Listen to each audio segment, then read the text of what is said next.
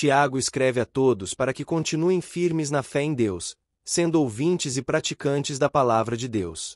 Ele fala de nossa justificação diante dos homens, por esse motivo, mostra a todos a importância da relação entre fé e as obras.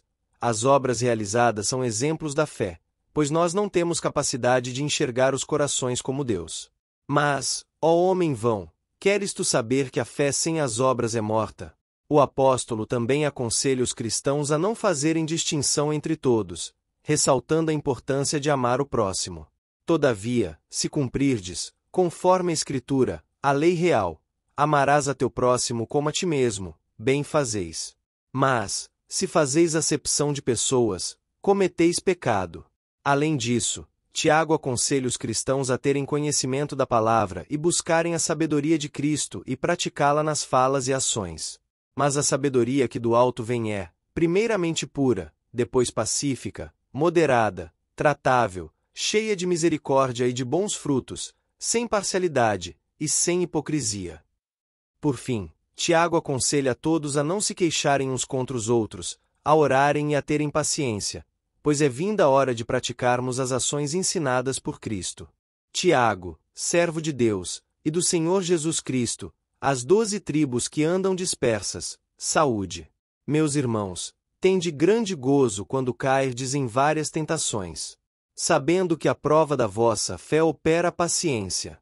Tenha, porém, a paciência sua obra perfeita, para que sejais perfeitos e completos, sem faltar em coisa alguma. E, se algum de vós tem falta de sabedoria, peça a Deus, que a todos dá liberalmente, e o não lance em rosto, e ser-lhe-á dada. Peça-a, porém, com fé, em nada duvidando, porque o que duvida é semelhante à onda do mar, que é levada pelo vento, e lançada de uma para outra parte.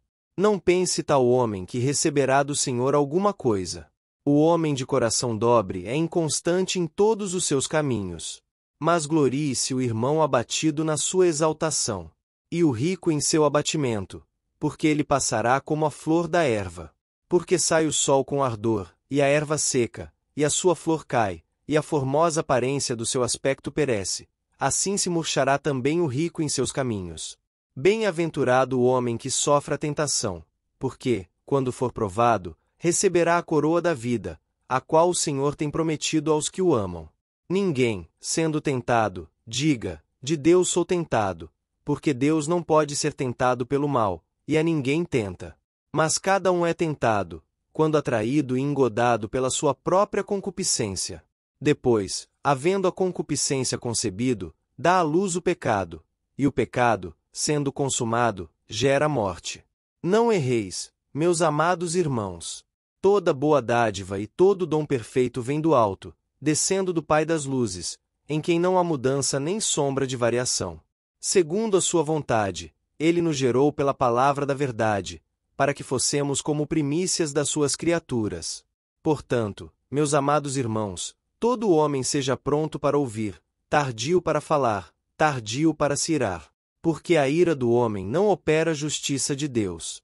Por isso, rejeitando toda imundícia e superfluidade de malícia, recebei com mansidão a palavra em vós enxertada, a qual pode salvar as vossas almas.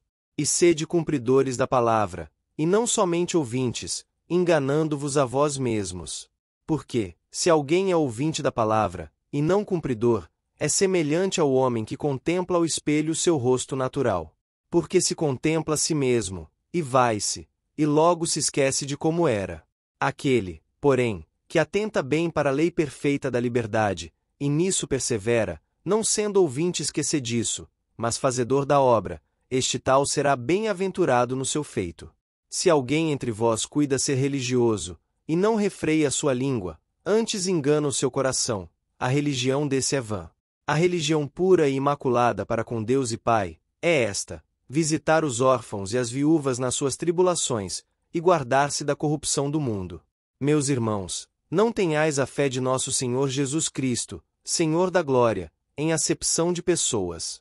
Porque, se no vosso ajuntamento entrar algum homem com anel de ouro no dedo, com trajes preciosos, e entrar também algum pobre com sórdido traje, e atentardes para o que traz o traje precioso, e lhe disserdes: assenta-te tu aqui num lugar de honra, e disserdes ao pobre: Tu, fica aí em pé, ou assenta-te abaixo do meu estrado. Porventura não fizestes distinção entre vós mesmos, e não vos fizestes juízes de maus pensamentos? Ouvi, meus amados irmãos, porventura não escolheu Deus aos pobres deste mundo para serem ricos na fé, e herdeiros do reino que prometeu aos que o amam? Mas vós desonrastes o pobre. Porventura não vos oprimem os ricos, e não vos arrastam aos tribunais? Porventura não blasfemam eles o bom nome que sobre vós foi invocado? Todavia, se cumprirdes, conforme a Escritura, a lei real, amarás a teu próximo como a ti mesmo, bem fazeis. Mas, se fazeis acepção de pessoas, cometeis pecado, e sois redarguidos pela lei como transgressores. Porque qualquer que guardar toda a lei, e tropeçar em um só ponto, tornou-se culpado de todos. Porque aquele que disse: Não cometerás adultério, também disse: Não matarás. Se tu, pois, não cometeres adultério, mas matares, estás feito transgressor da lei. Assim falai, e assim procedei, como devendo ser julgados pela lei da liberdade. Porque o juízo será sem misericórdia sobre aquele que não fez misericórdia, e a misericórdia triunfa do juízo. Meus irmãos, que aproveita se alguém disser que tem fé, e não tiver as obras? Porventura a fé pode salvá-lo? E, se o irmão ou a irmã estiverem nus, e tiverem falta de mantimento cotidiano, e algum de vós lhes disser: Ide em paz, aquentai-vos, e fartai-vos, e não lhes derdes as coisas necessárias para o corpo, que proveito virá daí? Assim também a fé, se não tiver as obras, é morta em si mesma. Mas dirá alguém: Tu tens a fé, e eu tenho as obras. Mostra-me a tua fé sem as tuas obras, e eu te mostrarei a minha fé pelas minhas obras. Tu crês que há um só Deus, fazes bem.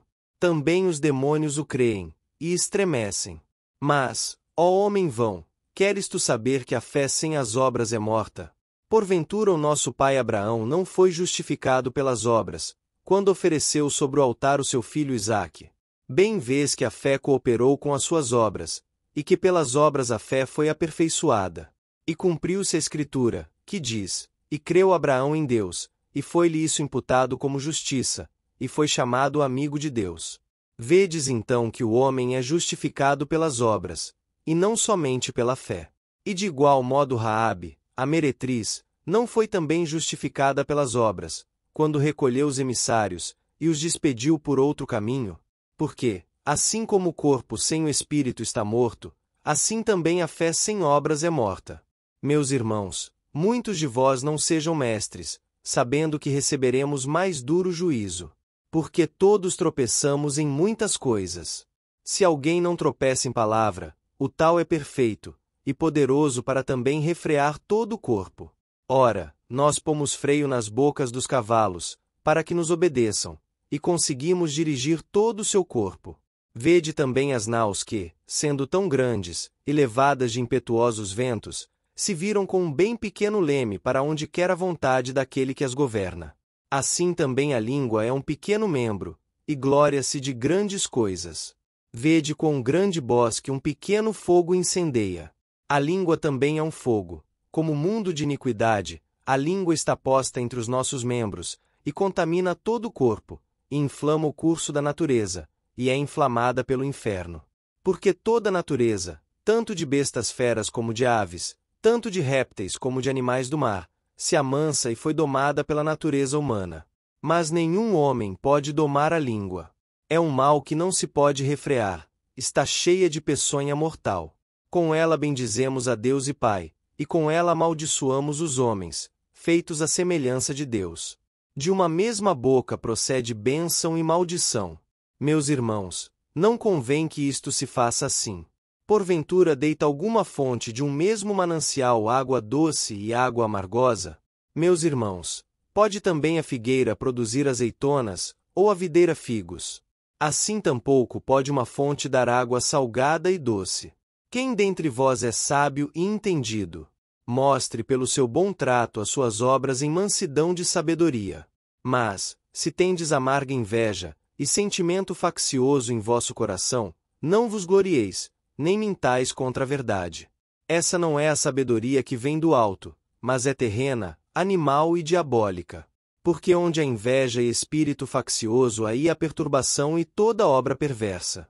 Mas a sabedoria que do alto vem é, primeiramente pura, depois pacífica, moderada, tratável, cheia de misericórdia e de bons frutos, sem parcialidade e sem hipocrisia. Ora, o fruto da justiça semeia-se na paz, para os que exercitam a paz. De onde vêm as guerras e pelejas entre vós? Porventura não vem disto, a saber, dos vossos deleites, que nos vossos membros guerreiam. Cobiçais, e nada tendes, matais, e sois invejosos, e nada podeis alcançar, combateis e guerreais, e nada tendes, porque não pedis. Pedis, e não recebeis, porque pedis mal, para o gastardes em vossos deleites. Adúlteros e adúlteras, não sabeis vós que a amizade do mundo é inimizade contra Deus? Portanto, qualquer que quiser ser amigo do mundo constitui-se inimigo de Deus. Ou cuidais vós que em vão diz a Escritura, o Espírito que em nós habita tem ciúmes? Antes, ele dá maior graça. Portanto diz, Deus resiste aos soberbos, mas dá graça aos humildes. Sujeitai-vos, pois, a Deus, resisti ao diabo, e ele fugirá de vós. Chegai-vos a Deus, e ele se chegará a vós. Alimpai as mãos, pecadores, e, vós de duplo ânimo, purificai os corações. Senti as vossas misérias, e lamentai e chorai. Converta-se o vosso riso em pranto, e o vosso gozo em tristeza. Humilhai-vos perante o Senhor, e ele vos exaltará. Irmãos, não faleis mal uns dos outros. Quem fala mal de um irmão, e julga seu irmão, fala mal da lei, e julga a lei. E, se tu julgas a lei, já não és observador da lei, mas juiz. Há só um legislador que pode salvar e destruir. Tu, porém, quem és, que julgas a outrem? Ei agora vós, que dizeis, hoje, ou amanhã, iremos a tal cidade, e lá passaremos um ano, e contrataremos, e ganharemos. Digo-vos que não sabeis o que acontecerá amanhã. Porque, que é a vossa vida? É um vapor que aparece por um pouco, e depois se desvanece. Em lugar do que devíeis dizer, se o Senhor quiser, e se vivermos, faremos isto ou aquilo. Mas agora vos gloriais em vossas presunções. Toda glória tal como está é maligna. Aquele, pois, que sabe fazer o bem e não o faz, comete pecado. Eia, pois, agora vós, ricos, chorai e pranteai, por vossas misérias, que sobre vós hão de vir. As vossas riquezas estão apodrecidas, e as vossas vestes estão comidas de traça. O vosso ouro e a vossa prata se enferrujaram, e a sua ferrugem dará testemunho contra vós, e comerá como fogo a vossa carne. Entesourastes para os últimos dias. Eis que o jornal dos trabalhadores que ceifaram as vossas terras, e que por vós foi diminuído, clama, e os clamores dos que ceifaram entraram nos ouvidos do Senhor dos Exércitos.